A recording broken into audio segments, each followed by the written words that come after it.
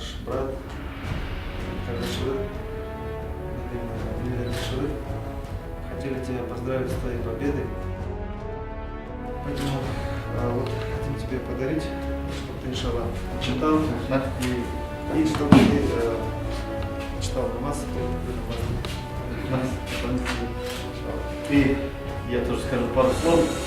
Знаю, что какую работу вы делаете вы и ваша команда для мусульман республики и вообще для жителей республики.